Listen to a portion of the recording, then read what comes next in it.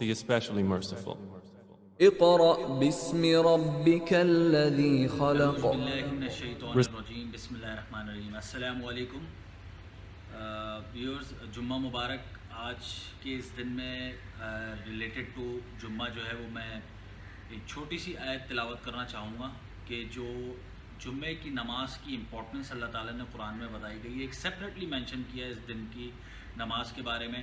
وہ چھوٹی سی دو آیتیں اس کو ہم انشاءاللہ بھی تلاوت کر کے سمجھتے ہیں، لیکن اس سے پہلے میں تھوڑا سا ایک قرآن مجید میں صلاۃ کا لفظ کن کن کے ساتھ آیا ہے وہ تھوڑا سا ایک میں یہاں پر بتانا چاہوں گا۔ آدم علیہ السلام اور ان کی ذریت ہے، ان کے ساتھ صلاۃ کا لفظ آیا ہے۔ نوح علیہ السلام ان کے لوگوں کے ساتھ صلاۃ کا لفظ آیا ہے۔ ابراہیم علیہ السلام اور ان کی ذریت کے ساتھ شعیب علیہ السلام ہے، موسیٰ علیہ السلام، زکریا علیہ السلام، عیسیٰ علیہ السلام، محمد رسول اللہ صلی اللہ علیہ وسلم، حضرت مریم کے ساتھ، حضرت عثمان کے ساتھ، اسرائیل اور ان کی ذریت کے ساتھ، بنی اسرائیل کے ساتھ آیا ہے صلاۃ کا لفظ، ایمان والوں کے ساتھ آیا، اور منافقین بھی صلاۃ قائم کر رہے ہیں تو منافقین کے ساتھ بھی آیا۔ یہ ایک چھوٹا سا ایک قرآن سے ہی ایک میں نے سوچا کہ آپ کو یہ انفارمیشن دے دوں کہ صلاۃ کا لفظ جو ہے وہ کن کن لوگوں کے ساتھ آیا ہے قرآن مجید میں۔ ان آیات پہ جانے سے پہلے کہ جو امپورٹنس بتاتی ہیں جمعے کی نماز کی ان قرآن مجید، تو ہم اس امپورٹنس کو دیکھنے جائیں گے۔ سورہ جمعہ 62 اس کی 9ویں اور 10ویں آیت اس کی تلاوت کرتے ہیں اور اس کو پڑھ کے سمجھنے کی کوشش کرتے ہیں کہ اللہ تعالیٰ نے سیپریٹلی مینشن کیا ہے۔ بے شک صلاۃ بہت important, one of the most important فریضہ ہے، لیکن جمعے کی صلاۃ کا اسپیسیفکلی جو ذکر ہے وہ ہم پڑھنے کی اور سمجھنے کی کوشش کرتے ہیں۔ تو سورہ جمعہ ہے 62، اس کی آیت نمبر ہے 9 اور 10۔ بسم اللہ الرحمن الرحیم۔ یا ایھا الذین آمنوا، اب یہاں پر ایمان والوں سے بات ہو رہی ہے، ہر زمانے کے ایمان والے ہیں۔ نودی للصلاۃ من یوم الجمعۃ، یہ یوم الجمعہ یعنی کہ جمعے کے دن کا ذکر آ گیا۔ فاسعوا الی ذکر اللہ وذروا البیع ذالکم خیر لکم ان کنتم تعلمون۔ اس کا ہم ترجمہ پڑھتے ہیں۔ اے ایمان والو، یا اے وہ لوگ جو ایمان لائے ہو، جب تمہیں جمعے کے دن صلاۃ کے لیے پکارا جائے تو اللہ کے ذکر کی طرف دوڑ پڑو۔ یہ اسپیسیفکلی یہاں پر مینشن کیا گیا کہ جمعے کے دن جب صلاۃ کے لیے پکارا جائے تو اللہ کے ذکر کی طرف دوڑ پڑو۔ اور خرید و فروخت، اس میں لکھا ہے البیع، بزنس جتنے بھی آپ اس کو کہہ لیں یا خرید و فروخت کہہ لیں، اس کو چھوڑ دو۔ اللہ تعالیٰ نے یہاں اسپیسیفکلی یہاں حکم دیا ہے ہمیں کہ اس کو چھوڑ دینا اس وقت، یہی تمہارے لیے بہتر ہے اگر تم جانتے ہو، ان کنتم تعلمون، اگر تم جانتے ہو۔ تو بے شک اللہ تعالیٰ نے یہاں اگر اسپیسیفکلی ہمیں مینشن کیا ہے کہ آپ کوئی بھی امپورٹنٹ کام بھی کر رہے ہو، کوئی بزنس بھی کر رہے ہو، کچھ بھی کر رہے ہو، آپ اس کو چھوڑ دیں، وہ آپ کے لیے بہتر نہیں ہے، یہ بہتر ہے اسپیسیفکلی ٹو ریلیٹڈ ٹو جمعے کے دن۔ اس کا یہ ہرگز مطلب نہیں ہے کہ اور صلاۃ امپورٹنٹ نہیں ہے، وہ بالکل امپورٹنٹ ہے، لیکن یہ اسپیسیفکلی مینشن کی گئی ہے تو اٹ از موسٹ امپورٹنٹ کہ اس دن اللہ تعالیٰ کی انسٹرکشن ہے کہ آپ چھوڑ دیں۔ آگے ہم اس کی تلاوت کرتے ہیں 10ویں آیت کی۔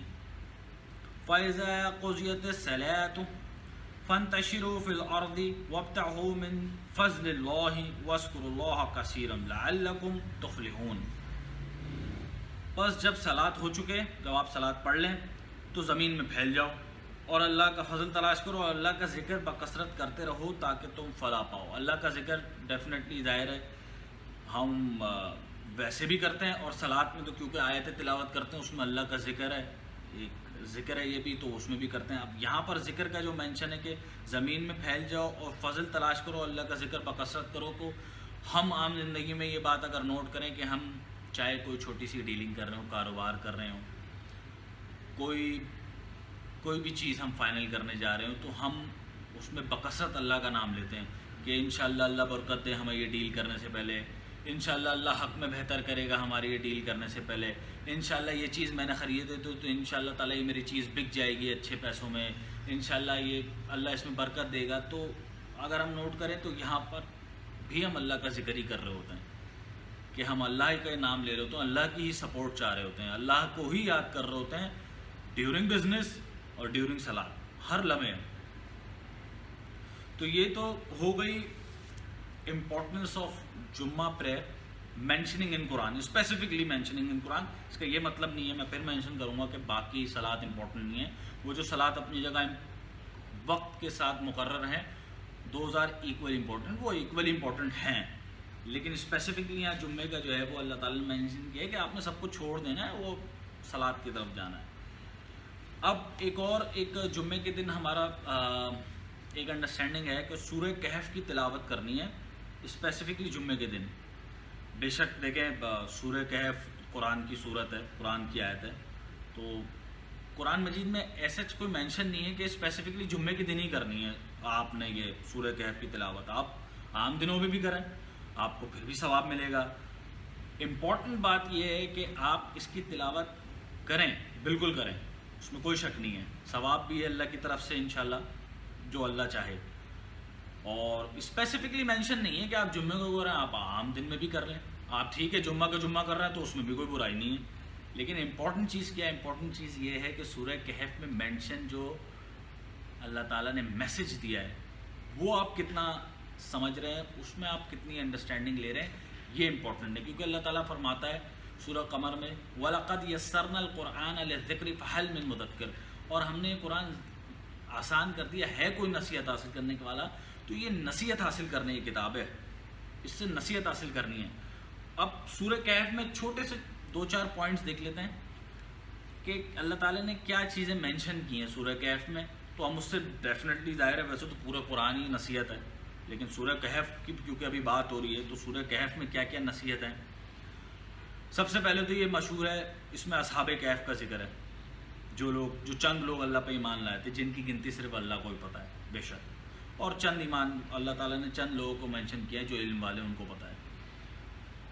اس کے علاوہ اور بھی بہت ساری چیزیں اس میں مینشن ہیں، جیسے کہ اس میں اللہ تعالیٰ نے 2 لوگوں کی اگزامپل دی ہے کہ ان کے باغات تھے، پھر ایک نے تکبر کر دیا اور اس کا باغ کو اللہ تعالیٰ نے ملیا میٹ کر دیا، تباہ کر دیا.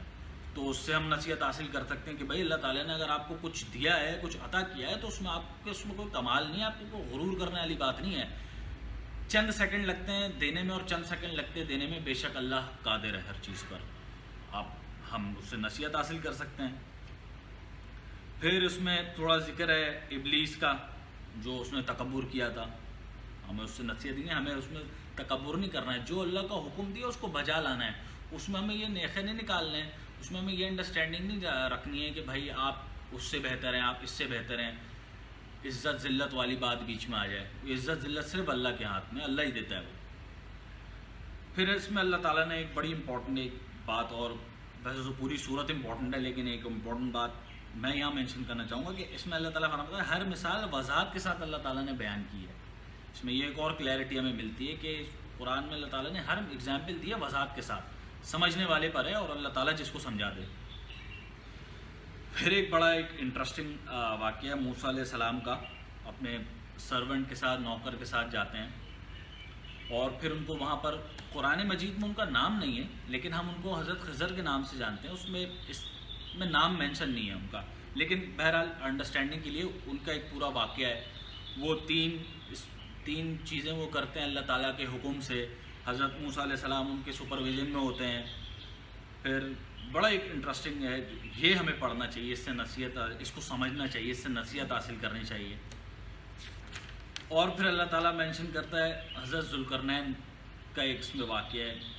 اس میں ہمیں بڑا ہی کلیئرلی اس میں پتہ چلتا ہے کہ اس میں اللہ تعالیٰ نے حضرت ذوالقرنین کو اقتدار دیا تھا. پھر انہوں نے ایک دیوار کھڑی کر دی لوہے کی، اور وہ پورے مٹیریل کی اس میں ڈیٹیل ہے کہ کس طرح انہوں نے دیوار کھڑی کی. یاجوج ماجوج ایک قوم تھی جس کو وہاں اس کے پیچھے رکھا ہوا ہے، اور اس میں مینشن بھی کیا ہوا ہے کہ اللہ کے حکم سے یہ دیوار کو یہ پار کر جائیں گے، یہ دیوار گر جائے گی قیامت کے روز کا اس میں مینشن ہے. پھر اللہ تعالیٰ اس میں ایک بات اور فرماتے ہیں کہ یہ سمندر جتنے بھی ہیں نا، اگر یہ سیاہی بن جائیں اور اس کی اگزامپل پھر سے لے آؤ تب بھی اللہ تعالیٰ کے کلمات ختم نہ ہوں. تو یہ بڑی ایک سمجھنے کی اور سوچنے کی بات ہے کہ اتنا بابرکت اللہ تعالیٰ کے کلمات ہیں. یہ میں نے چند صرف آپ کو پوائنٹس بتانے کا مقصد یہ کہ تھوڑا سا انٹرسٹ کریٹ کروں کہ آپ سورہ کہف پڑھ لیں، اس کو جاری رکھیں بالکل. ریکویسٹ یہ ہے کہ ہمیں اللہ تعالیٰ توفیق دے کہ اس سورہ کہف جو ہم پڑھ رہے ہیں اس کو کوشش کریں کہ ہم ترجمے کے ساتھ پڑھیں. اس میں جو یہ انٹرسٹنگ چیزیں جو مینشن ہے, اللہ تعالیٰ نے نصیحت کے لیے اس قرآن کو نازل کیا, تو ہم اس سے نصیحت حاصل کریں, اس کو سمجھیں, اس کو پڑھیں, اور اللہ تعالیٰ ہمیں توفیق دے اس کو سمجھنے کی. تو آئی ہوپ کہ چھوٹی سی 3 چیزیں جو ڈسکس ہوئی ہیں وہ کلیئر ہوئی ہوں گی فرام قرآن مجید. انشاءاللہ اللہ تعالیٰ ہمیں توفیق دے اس کو پڑھنے کی, سمجھنے کی, گھر پہ کھولنے کی. Thank you so much for watching. آپ کا کوئی بھی سوال ہو اس ٹاپک سے ریلیٹڈ یا میرے پریویس ٹاپک سے ریلیٹڈ, تو آپ پلیز مجھے نیچے دیے ہوئے ای میل ایڈریس پہ ای میل کر سکتے ہیں, askfromquran@gmail.com پہ. Thank you so much for watching. اپنا خیال رکھیے گا. اللہ حافظ.